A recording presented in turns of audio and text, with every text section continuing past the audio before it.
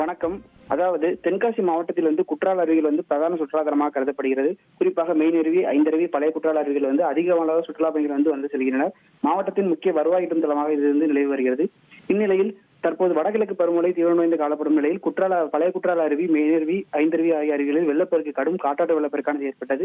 அதன் தொடர்ச்சியாக தற்போது பழைய குற்றால அருவி பகுதி கடும் சேதங்கள் ஏற்பட்டுள்ளது. குறிப்பாக அருவி பகுதியில் உள்ள பாதுகாப்பு கம்பிகள் உடைக்கப்பட்டு கழிவறைகள், பைப்புகள் உள்ளிட்டவை நடைபாதை செல்லும் மண் அரிப்பு ஏற்பட்டு சாலை உள்ளிட்டவைகள் உடைந்து தற்போது காணப்படுகிறது.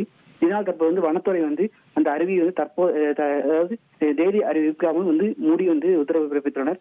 மேலும் இந்த அருவி பகுதியில் வனவிலங்குகள் நடமாட்டம் இருப்பதாகவும் கூறும் நிலையில் முற்றிலுமாக கண்காணிக்கப்பட்டு வடகிழக்கு பருவமழையின் தாக்கம் குறைந்த பின்னர் அருவி திறக்கப்படும் என கூறியுள்ளனர். இனி செல்லும் இடமெல்லாம் செய்தி. தந்தை டிவியின் வாட்ஸ்அப் சேனலை ஃபாலோ பண்ணினா செல்ல இருக்கும் இடமெல்லாம் செய்தி. இதோ QR கோட் இப்பவே ஸ்கேன் பண்ணுங்க, ஃபாலோ பண்ணுங்க.